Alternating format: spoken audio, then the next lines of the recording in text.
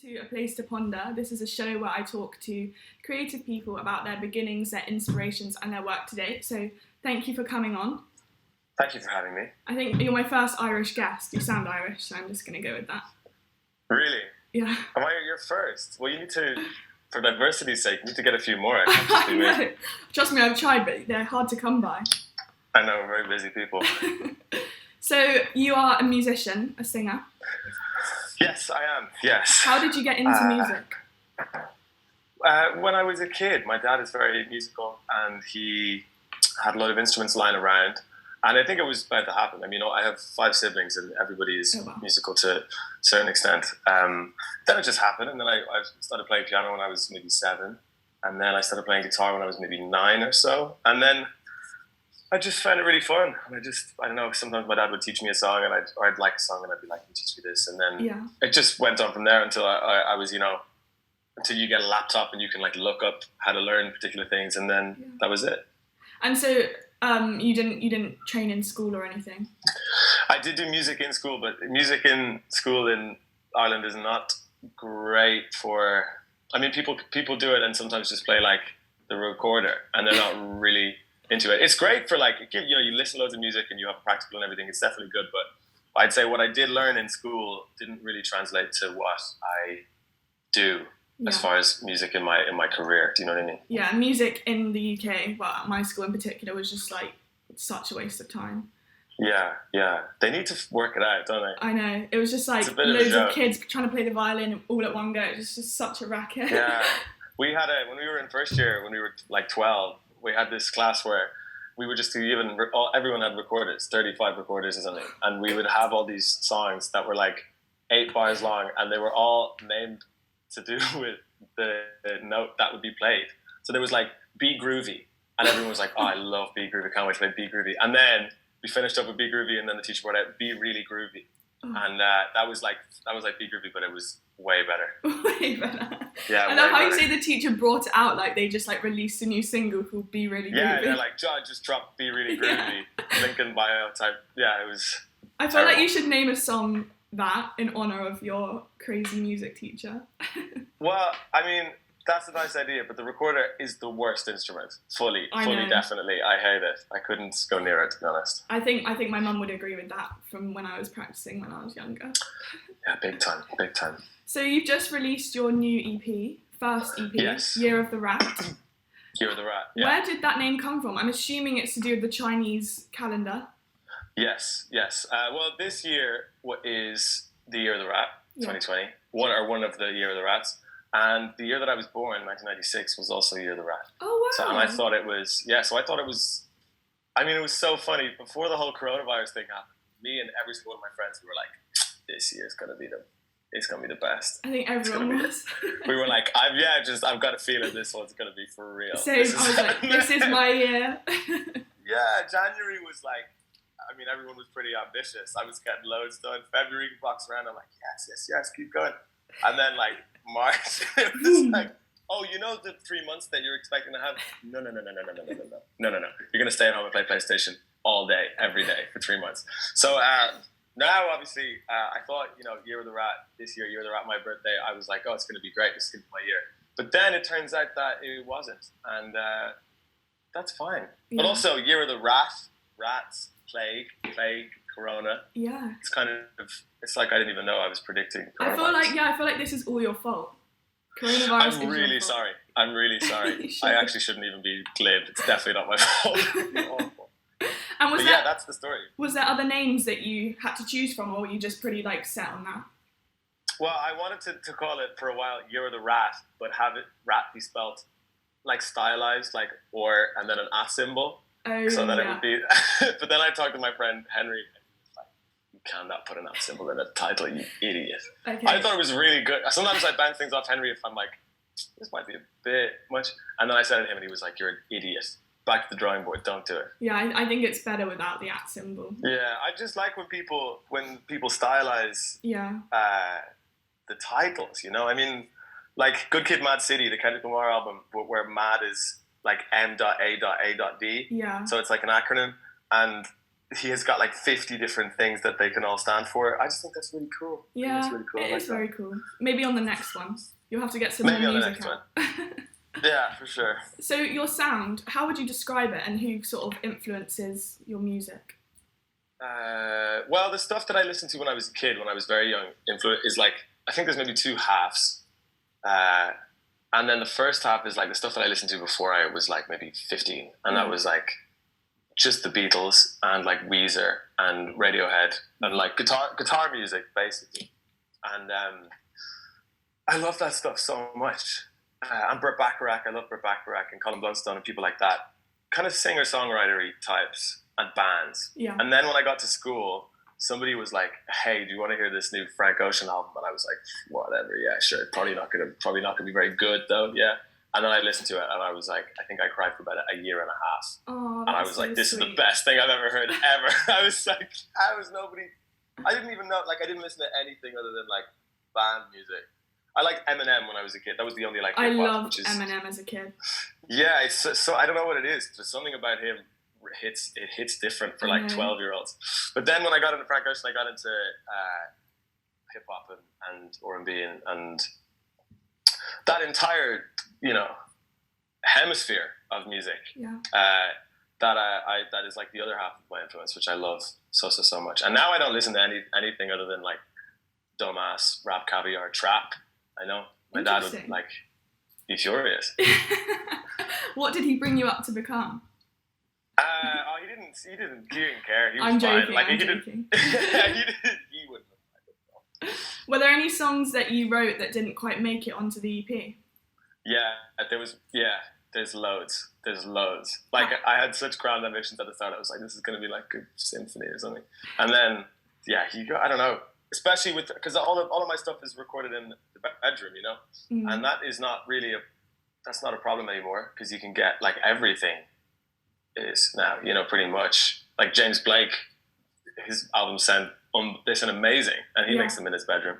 But I mean, just doing it super independently, if you can kind of have a great song and then you're working on it with an instrument just with no recording stuff around, and then when you sit down to record it, it just doesn't work. Like something happens. Yeah. When you're trying to get it from one side to the other, and it just doesn't happen. You keep recording, trying out new things, and you listen back, and it just doesn't work at all. And then other things are the opposites, where like a song that is kind of okay when you're like strumming away or like playing piano, and then you go to record it and you're like, whoa, this works better as a recorded song than like an actual performed song. Do you know what I mean? So is it more to do with that? Like, because how do you actually go about choosing, like, I think it's 4 songs in your EP, is it? Yeah. Because if you've had loads and then you have to get it down to that little, how do you go about doing that? Well, I mean, I thought it could have been any 4, really. Do you know what I mean? It's just you kind of try them all. It's not like I started at 20 and I went down. It was just like there was 20 songs floating around the place, and I knew.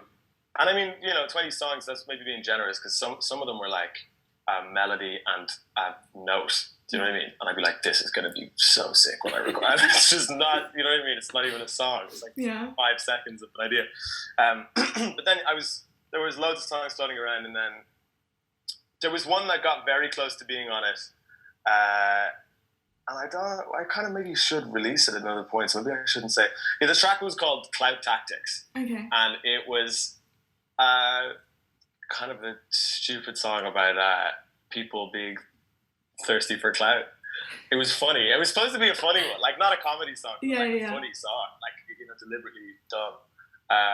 And I also love JPEG Mafia and all of his song titles, and he has a track called Thought Tactics. So I thought it'd be funny if I had Clout Tactics. Oh yeah, but that guy he didn't end up on the EP, but that's a shame. Maybe in the future, I don't know.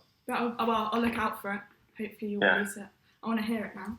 So what's your method for writing songs? Do you find the melody and then the lyrics, or vice versa? Well, I usually just play my instruments until I am interested by something. So it's definitely melody first. Okay. Melody and chords first, because I play the melody and the chords are the same thing when I'm playing, realistically, just because of the way, because I play piano and guitar, and those are both instruments that are harmonic, you know what I mean? If I was playing the sax, I guess it would just be melodies all the time. Yeah. But so the chords and the melody happen around the same time, and then like 2 years pass where I write the lyrics. It takes so long. Oh my gosh. I hate it. I hate it so much. This EP was much quicker. I was kind of forcing myself to put them out. Like the track Ends, I think we did in like that track was written in about and recorded mostly in about like a week. So I'm kind of forcing myself to make it happen. But other ones take much longer. The track April, the first single that I released, took months and months before I thought it sounded good. Yeah. And I guess it would help if maybe you set yourself a deadline. I set myself about 15 deadlines. And you I just kept breaking them. Press them back. Yeah. No. I'll grant myself an extension like I was in college. Like, this is fair. This is a mental health issue. Take as long as you need, and I just break that again. Gosh, that's so funny. Like a good old school deadline. Yeah, man. I never met them in school, and I don't meet them now when I set with them for myself. I don't know what I was thinking. I mean, it was going fine. It was going really well. The whole thing was going to be done, and then the Irish government were like, "Yeah, you can't do anything now. You have to stay at home now forever." Basically, just enjoy yourself. Yeah, we were like 90% of the way through the project, and then the final 10% took as long as the first 90%. Yeah. Just because it was all over Zoom. Well, I love your music video for Not to Be Demanding. Thank you. What was the inspiration behind it? I met the director, Connor Ryan, who runs a production company called Rubber Duck. I met him after I came back from holidays last year, which was right after Listen came out, and I was like, we were bouncing ideas off each other, whatever. And I had this dumbass idea, like stupid idea, that we would film the entire thing backwards, and I would do actions that are like actions that are difficult to do backwards, but I would perform them backwards, and then we would film them, and then obviously reverse it so that it would look like the video for there's a Far Side video, I think it is, where they're like all walking towards the camera, and they do the stuff backwards, so when they play it backwards, it looks forwards crazy. Yeah. And I was like, but it looked really weird, you know. It's like that's a beach thing, and I really wanted to do something with that, and I was like, but also let's film it on VHS. Like, it was like, absolutely no way. Are we like throwing two spanners in the work where we have to film on VHS and also do everything backwards? And then we just ended up, we were thinking about things that I could do for ages and ages and ages. And then I think we got onto like, how it would be funny if I was doing a lot of household chores incorrectly. And then I had an idea that a guy would buy a videotape, and the videotape would be me on it, and I would be teaching him how to do household actions, but he would eventually fall in love with the version of me on the video. And then we kind of went from there, and that's where it ended up. So it wasn't filmed backwards? It was not filmed backwards, it was filmed forwards. Thanks be to fuck. And we couldn't have done it backwards. Am I allowed to say the F word? Yeah, of course.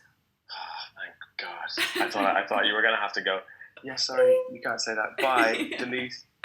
Yeah, like put up a warning sign. Yeah. Parental advisory. I was terrified there. So can we expect any music videos for your current songs? For sure. I mean, there's lots of people who I think are really great in Dublin who I'd love to work with. Yeah. And I've been talking to people about various ideas and stuff. But hopefully soon. I love making videos so much. It's so much harder than making music. Making music is like fine. But so much fun though. I want to be in a music video. Listen, you can be.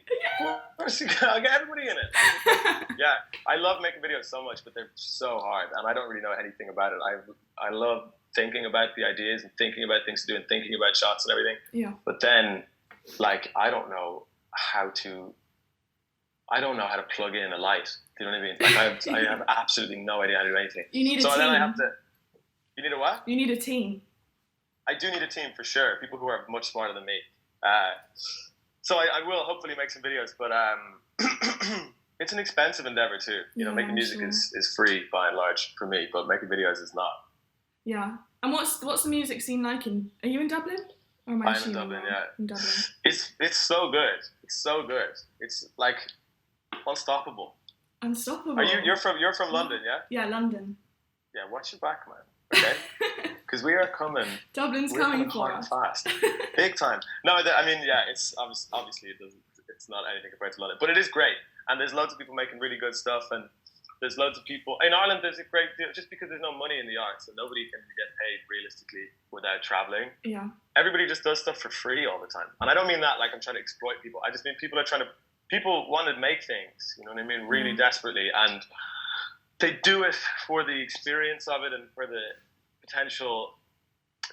For it to be really good, and I have a couple of friends who live in London, and my cousin lived in London, and I don't know if it is the same atmosphere. And in Dublin, people just want to make things as much as possible, and like there's people who are just on the dole their whole lives, and they just make unbelievable art their whole lives, and that's kind of great, you know. I mean, I think that's kind of nice. It's nice because it's doing it for the love of it rather than just for the money. For sure. I mean, there's also a problem with people like artists in Dublin making just the most pompous art. That's like, no, I mean, you know what I mean? It's like just for them. It's like, why did you make that and show me that? Yeah. That's just terrible. But that's rare, and that happens everywhere. Exactly. Mostly it's just people who really want to make stuff and they will do anything they can to continue to live that life. And I think that's great. And there's loads of musicians from Dublin who are like popping off in a massive way now. So you have no motivations to move to London? I don't know. Dublin is so close to London that if I ever had to do anything in London, I'd just fly. Like, yeah, I mean, it's fine. Yeah. And I've got places to stay and family in London and everything, so it would be fine. If I was like, everything that I was up to here completely moved to London, like I was only ever playing in London or only ever doing other things or working for people in London, then it might be an idea to move. But as of right now, I don't even want to leave my house, man. Wow, COVID's really got to you. It really has changed me, yeah, for sure. So did you have any live shows in the mix before COVID, or are there any that you're planning? Yeah, I had the EP launch that was supposed to be in Dublin, and it was going to be so fun, and I was so excited, and we were planning all this stuff about it. You know what I mean? There was gonna be costumes. It was gonna be massive, man. And then obviously the Roni happened, and at the start of Corona, I was completely in denial. I was like, this is 2 days. 3 Same, days because of maximum. swine flu and everything. It always just was like this big hoo-ha. You know what I mean? So we were talking about live shows. Yeah. I had one planned. I had a massive one planned. It was going to be great, and then Corona happened, and then I can't do it. So it's has going it to be been rescheduled. postponed? I was going to say, you can't let everyone down on that one. I know. I had big talk as well. Costumes. Like, I mean, I really have to deliver. So I'm gonna reschedule it till later in the year. I don't know when. I mean, yeah, it'll probably be my next show though, unless I do some kind of illegal Corona. No, I shouldn't even say it. No, I don't think you should do that. No, I shouldn't do it. No, I mean, you're allowed. I don't know what the rules are in the UK, but in Dublin, you're allowed to have like 100 people outside still. Oh, okay. Which means, yeah, I could do like a, Abbey Road Studios, Beatles on the Roof type scenario in my house. Yeah. And then maybe get some people in the garden. That might work. But yeah, like the next actual proper live show is going to be the headline one. But that's going to be months before that happens, Yeah. And what's your well, actually, you'd have to have everyone 2 meters apart, wouldn't you? I would. Yeah. You'd have to have a big garden.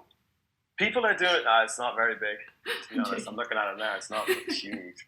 I don't know what the rules are in Dublin. I don't know how close or how far you have to be from somebody. I also don't know how long 2 meters is. All I know is that during lockdown, I was trying to stay away from people as many meters as I possibly could. I don't know what 2 meters is, though, realistically. That looks like about 1.5 feet. No,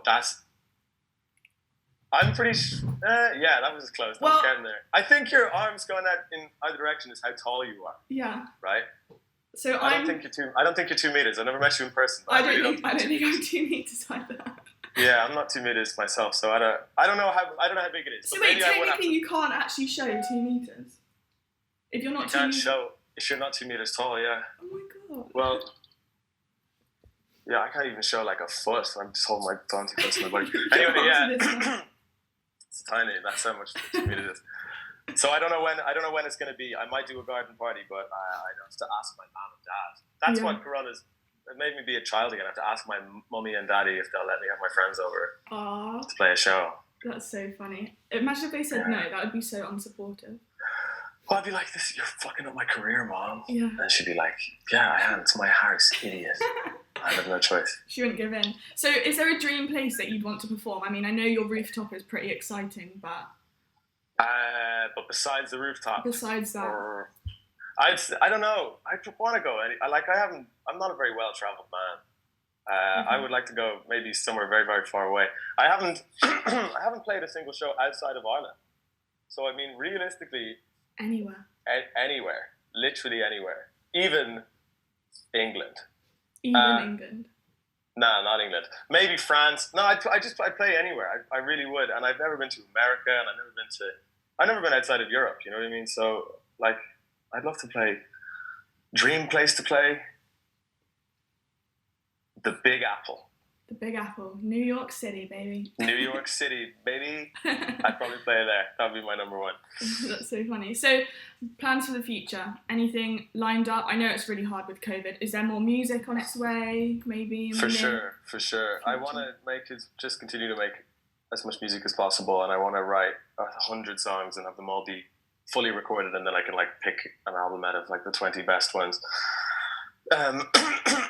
But yeah, I'm just going to keep making music as much as possible and make loads of videos and kind of keep doing what I'm doing, except more of it, you know. Yeah. And I want to get really good at basketball, and I want to learn how to make sourdough bread. I want to learn how to make sourdough.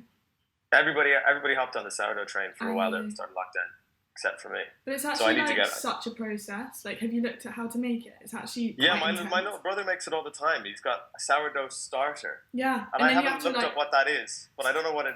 Do you know what it is? Yeah, it's like yeast, and it's in a jar. Okay. And so people that make sourdough, they share this starter. So you pass it on to different people so they can make sourdough, and then you have to then cultivate it for I think it takes quite a long time. You have to make sure it's at the right rising degrees and stuff, and add flour, and then you can make it. And then you have to give a bit of your starter to someone else. That's disgusting. And it stinks. I'm telling you, it actually stinks. It's horrible. Yeah, I believe that. I mean, it's the same with kombucha, isn't it? They have scobies. I was looking up scobies. That sounds like a disease. Have you heard of this? I know. It sounds like what you get when you don't eat enough oranges on a pirate ship. It's awful. So I was looking it up. And it's I forget what it stands for. It's supercharged odor bacteria yeast or something. It's crazy. And basically it's just this little kind of gelatinous kind of slab of something. And it's the same. Yeah, I know. I'm sorry I had to share this with you, but this is what it was when I looked it up. And you have to chop it up and then give it to other people, and then they take this little SCOBY and they feed it it's a disgusting kind of monster. They just feed it little salt and stuff, and then it grows into a full SCOBY. Like a slug. It's disgusting. Yeah, like a weird slug. Fuck the sourdough thing. And then people drink that shit. I love kombucha. Sorry, I should say that. I love when it's made and it's all finished. Yeah. But I don't it's you don't want to know. Some of it tastes very vinegary though. It does a bit. Well, maybe you're getting bad booch. You need to get the good booch, man. Maybe. Seriously. Maybe I need to give it another go. And finally, I ask all my guests, it's a bit deep, but do you have a mantra or a quote that helps you get through tough times? Wow, that is deep. A mantra or quote that gets me through tough times? I don't know. Maybe. I'm a pretty sentimental person. I thought I should really have an answer for this. Yeah, I'm not letting you go until you have an answer. Why? Well, you're going to have to strap in. It's going to be a couple hours. It's going to be a while. I'd say I don't know. This is so naff. There's a video of Pharrell talking to, he did this, I think it was in NYU, he did this interview thing with people. There's some great videos that came out of it. There's one, it's he's with these music students and they're showing him their music and he's giving them tips and pointers and stuff like that. And it's so funny because some of them are really good, and he comes across really well. It's the one I'm thinking of is the one that is kind of the mantra, not a mantra, but it's a video that when I saw it's so stupid, but it's actually so heartwarming that I do watch it sometimes. And he basically is talking to this interviewer, and he's there's whatever many billions of people in the world, and if you make music and you really genuinely be as honest as possible, and tell the truth, people like, and the phrase he uses is, the kids will turn you up. Like they will find you, and they will turn you up, and they will put you to where they think that you should be. And obviously, it doesn't always work out like that, and there's people who aren't able to support themselves in their lifetime with their music. But it's the dream, isn't it, that if you put enough time in and you really do enough work, then you'll be able to like afford flat whites. Yeah. Well, you can do it. Hopefully. Well, That's the real market for success, isn't it? Huh? If you can buy flat whites, it's fine. Do you know what I mean? You've made it. Yeah. I've never thought of that as like a place to get to. Well, I just can't. I mean, right now I had a job up until lockdown, pretty much. Like I wouldn't support myself off my music. Do you know what I mean? Yeah. Like it's impossible. Yeah. I've only been in it like 11 months maybe, so it's reasonable that I still have to have a job. But that is the real. Forget any amount of notoriety or fame or Instagram followers. Like if you can pay your rent, like you're successful. You're a successful musician. Definitely. So that's really the goal. That's the ultimate goal. What's your job outside of music? Say again? What's your job outside of music? I was a French grind tutor. Wow. So I would cycle around to people's houses and teach them how to speak French. Because I did French in college. I did French in literature, so I am qualified. I tried to do French, but I'm not very good at it. What did you do it in college, or did you do it in school? No, I did it for GCSE. Do you have GCSEs in Ireland? No, we have the junior cert. I don't know what that is. What does GCSE stand for? Oh, come on. No way! I actually don't know. GCSE! Okay, I've got my laptop here. Don't worry, you can phone in bloody French. GCSE meaning the General Certificate of Secondary Education. I learned something new. Okay, thank you so much. Good to talk to you. And you. Bye.